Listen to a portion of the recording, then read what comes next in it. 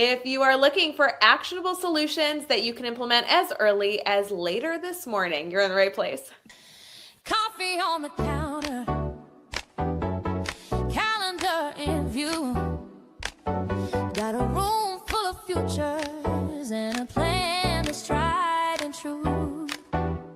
I've done the late nights, I felt the burnout. Now I choose what feeds me and still brings the best out. Sustainable teaching, I can lead and still be breathing. Strong and steady, I'm increasing. Sustainable teaching, that's in the rhythm of my freedom. This is how I start my day believing.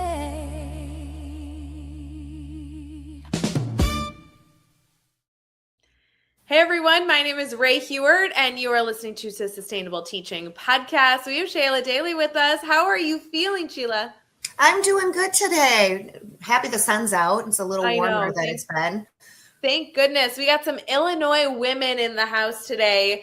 We're actually not too far apart. And I was just thinking as we were getting the podcast started, I'm like, I'm going to have to plan a trip to come visit some of your schools. Do you mind sharing a little bit about who you are, what you do, all that jazz? Yeah, my name is Sheila Daly. I am a multilingual coach in District 99. Originally, I started with supporting just our ESL teachers. And this year, I've kind of just been bouncing around in buckets. So it's been a lot of organic pull. So while I want to say I'm here to support my ESL staff, I love them, by the way, they are phenomenal. I've kind of, whoever needs me, I'm there to help. I think it's wonderful. Sheila, I reached out to you on LinkedIn because I saw some amazing work that you've been able to do, not only in guiding your EL teachers, but also in supporting all different educators in our ecosystem, paraprofessionals, other educators in your buildings. I mean, there's so many different things as far as supporting our multilingual learners. And I know that there is so much work that you've put in over the last few years. Tell us a little bit about how you got into this role specifically. Where did you start? Was this always the dream job?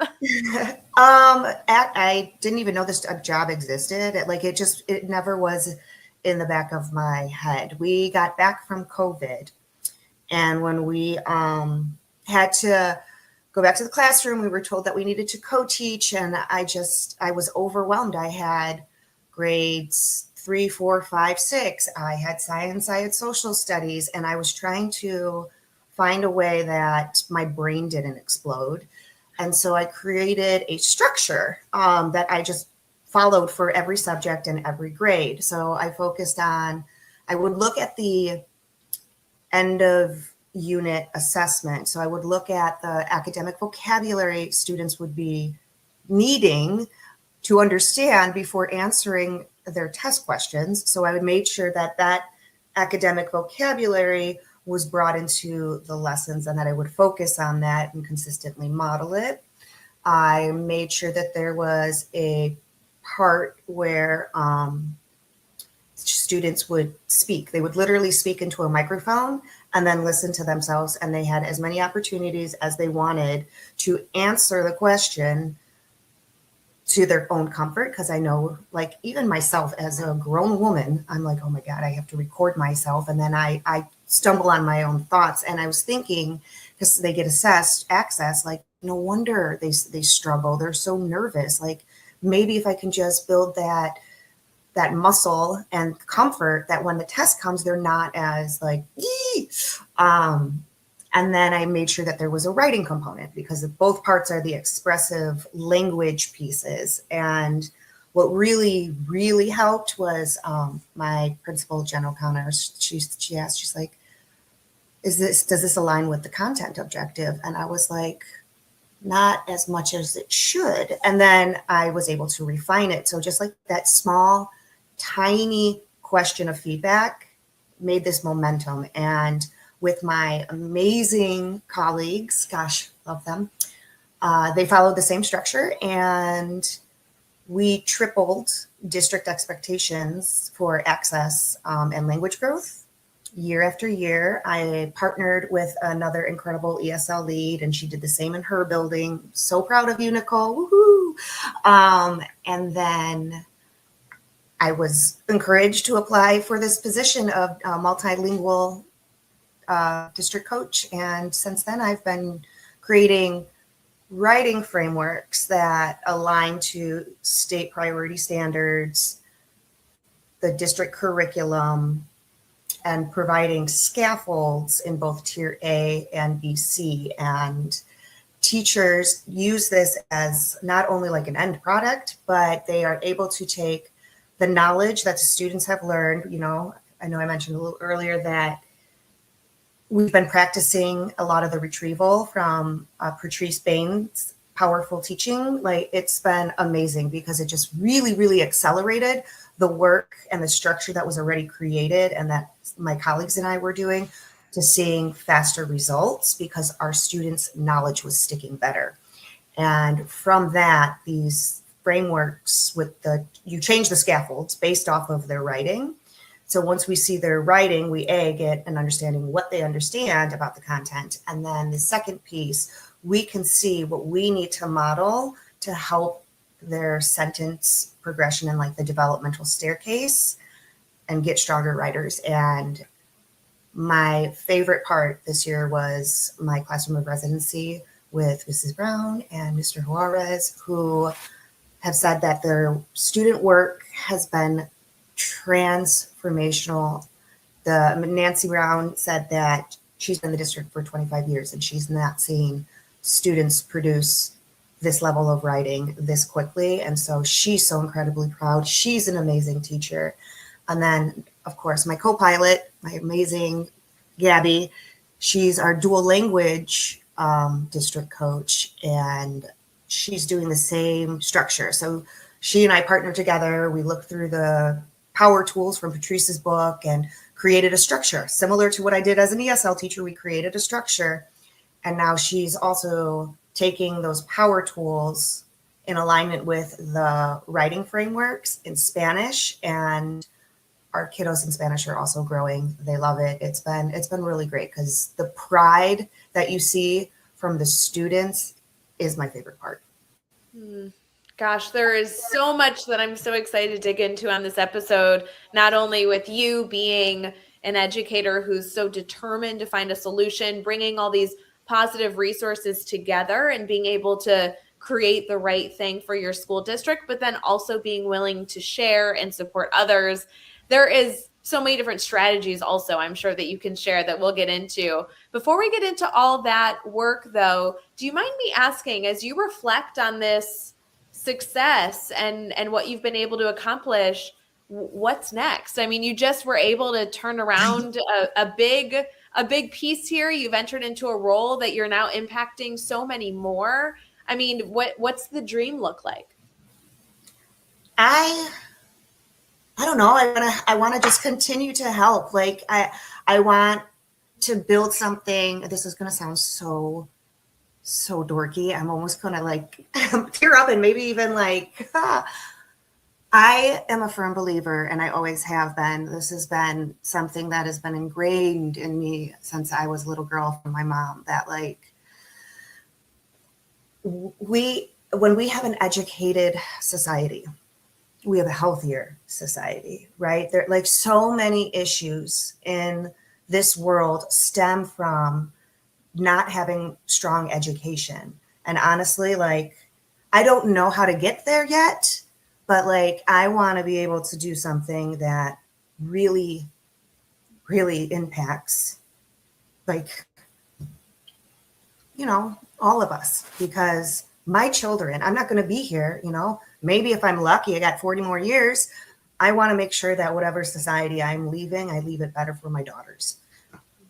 So that sounds like, I know it's so cliche, but it's not. I swear to God. Clearly, I'm like getting a little emotional, like articulating, because of how important it is to me. I've been able to travel the world, and I'm blessed, but I also see like the power in education and giving tools to children to be empowered, because when they feel strong, they grow up to be strong adults instead of injured adults that, have some childhood wounds. I want to stop that.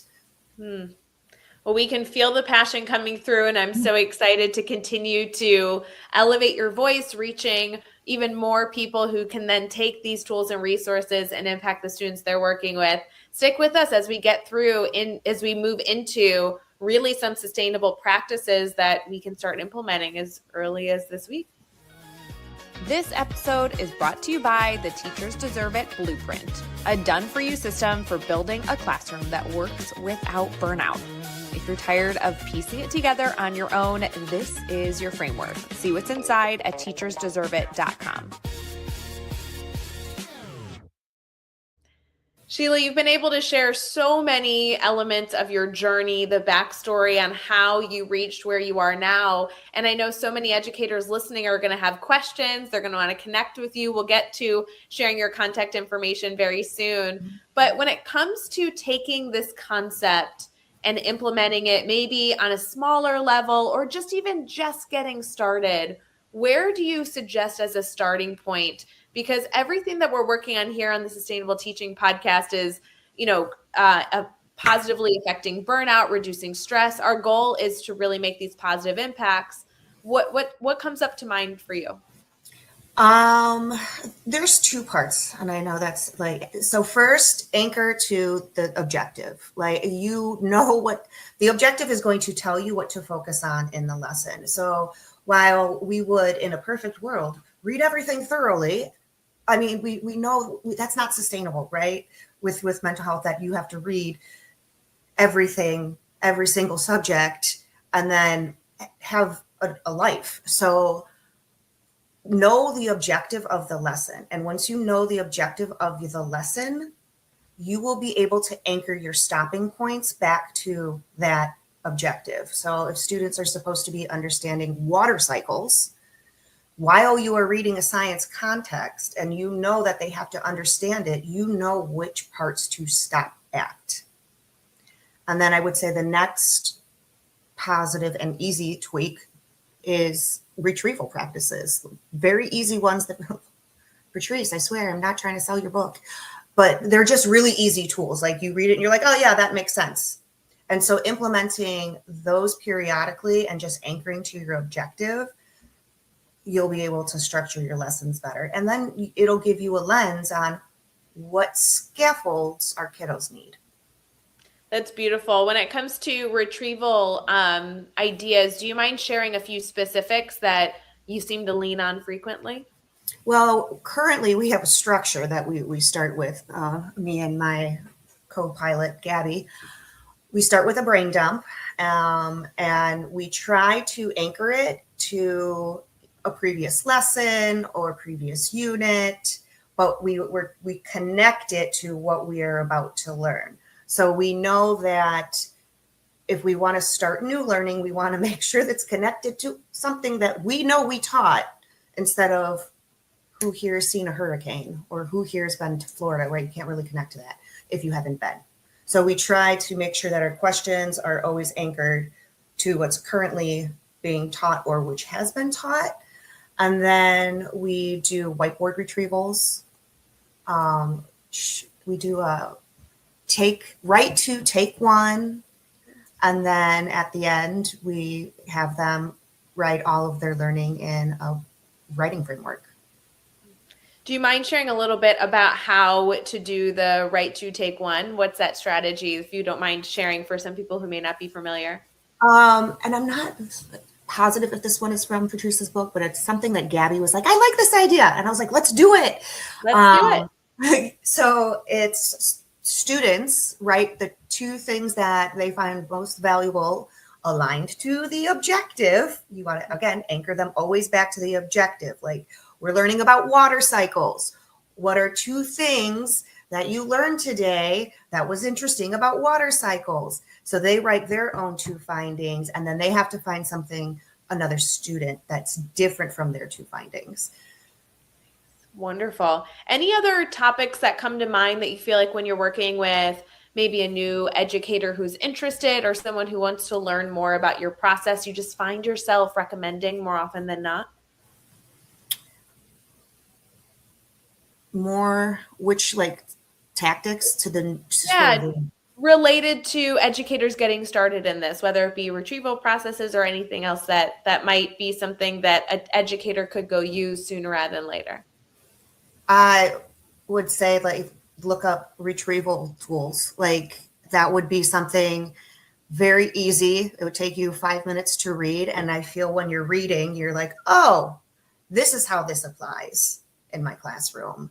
And then just get your toes wet. Like part of the process is knowing that there's going to be friction points and knowing that you have to iron it out through that reflection. So we see where there are speed bumps while we're teaching or the questions that we asked, and then we iron it out and we refine it and we make it better. Like everything that I have seen that has been successful started way different than what it looks like right now.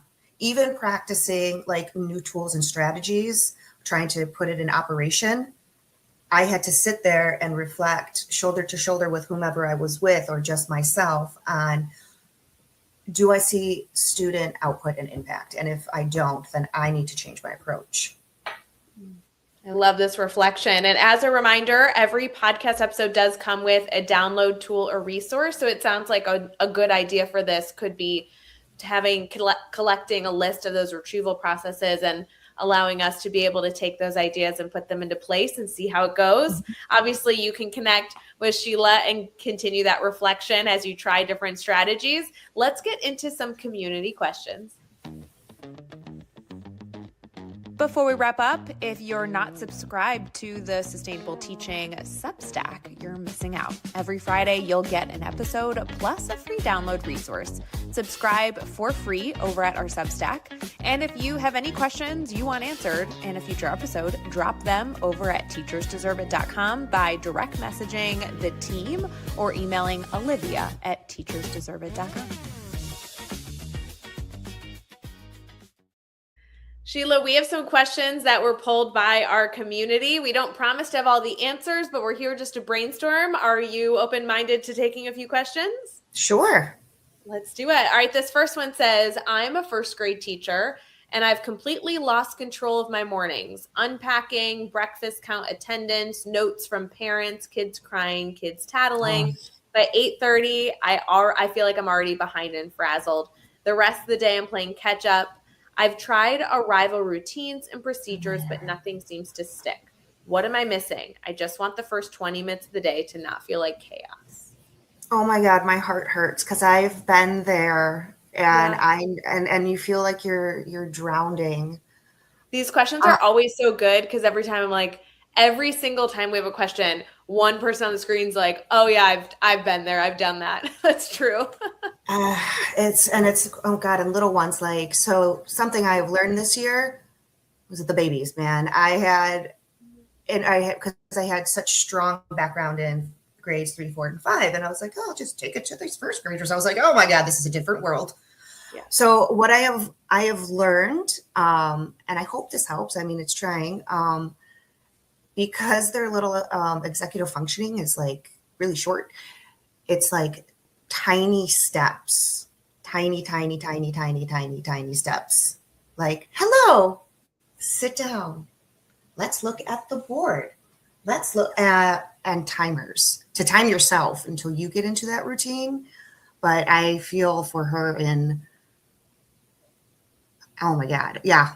I think they just need like tiny steps and a lot of reinforcements. And I think because like in my head, I can see this classroom. I've been in this classroom and I'm trying to articulate it as best as I can to give that advice because it is hard. Well, tiny steps are a beautiful suggestion. Also, any sort of visuals, reminders that we can give our students. But you're right. We're constantly trying to reinforce students on not only understanding directions, but also being able to learn some of those, executive functioning skills. So some of this might be really quieter work, put on some light music I to maybe was, set the tone. I'm just now with yet you said like, oh, the pictures. I was like, oh, I'm in a kindergarten class. That's exactly what I just did. Yes, exactly. And that can be so helpful if there's like 5 very small chunk Yep. steps. Music usually helps really keep the volume or the chaos a little bit. Mhm. Like I feel like using 5 senses could be an option, but Mhm. I love the concept of chunking because that's essential, right? You can only give a teeny tiny direction at a time. Yeah, that's, and we think it in our head. And then we share it, or we share it to a partner, and then we, talk about it as a class. And what I've noticed, and this goes to kinder at least, so I have those small micro steps that we do, they do stay engaged, because I came in and I was like, oh, our babies aren't speaking in complete sentences. So we need to create a structure so our babies are speaking in complete sentences. And sometimes it's so automatic, right? For even us, like, oh, hey, how are you? Good. Like we sometimes even model just one word sentences. So creating that visual, I wish I had it on my phone, I'd show you, for the teacher as well as the students, right? Because Well, you're both going through learning a new routine in micro steps. yes, I love the reminder that it should be for the students and the teacher, allows everyone to keep referring back to what you're practicing and what you're both learning. And to be honest, this is going to be applicable to any grade level. I have taught middle school, I've taught higher ed. Even those students would benefit from small chunking and, that accountability with pictures. And so sometimes I think we get away from it too quickly. It's a great reminder if you're feeling any sort of chaos in any part of your day, going back to those managerial elements could be really great. Don't forget about those timers too. Are you ready to tackle the next one? Hopefully. All right. It says here, does anyone else feel like a fraud? Like one day someone's going to figure out that you don't actually know what you're doing. 11 years in, I still feel this way. Just wondering if it's me. Oh my gosh, imposter syndrome. So Yeah, true. We it's all have every. imposter syndrome. I think a large amount of truly passionate educators have imposter syndrome because you are constantly like, and that's part of the burnout, right? Like it's hard to feel like I'm doing what's right when you are in a situation, you have a bunch of crazy little first graders and you keep saying like, why aren't they, yes, definitely not alone. I feel like I constantly have that. I'm constantly second guessing myself, but what I have learned is that I anchor my own like insecurity at the moment with my partners. And it's not like I'm like, oh, I'm feeling insecure. I'm just, I say, hey, here's my thought. What do you think? And so through just leaning on other people, I also feel either like, oh, I actually do understand what I'm doing, or I just learned something. Oh no. Looks like she lost her light. You're still with us. Don't Oh, worry. okay. I was going to say, this has never happened before. You're totally fine. No, but I've definitely, yes, 100%. But I feel that learning is a process always. Yes. And if you think you know it all, you probably don't know much. So true. So true. We have all been in that imposter syndrome. So I totally understand. Sheila, thank you so much for going through these questions. We're going to wrap up here so that our community can connect with you, which is going to be so important as they ask for more resources. So stick with us. Sustainable Teaching is brought to you by Teachers Deserve It, the professional development company built on one belief. Teaching shouldn't cost you your weekends, your health, or your love for this work. Learn more at teachersdeserveit.com. Sheila, you have been so open and sharing and brainstorming with us. I want to make sure our community can stay connected to you, whether they have a specific question about something you shared, or maybe just want to pick your brain as you go through your journey in this important work. How can our community stay connected to you? You can find me on LinkedIn. So Sheila Daly on LinkedIn, District 99, multilingual coach. And I suppose, I don't know if I want to say my email out loud. You know, what I will say is if anybody is looking to connect with Sheila and they are struggling, maybe they don't have a LinkedIn, reach out to somebody on our team. We will get you connected via email or any other resource. But thank you so much for coming on the pod. This is going to be so valuable. People are going to love this episode. I so appreciate it.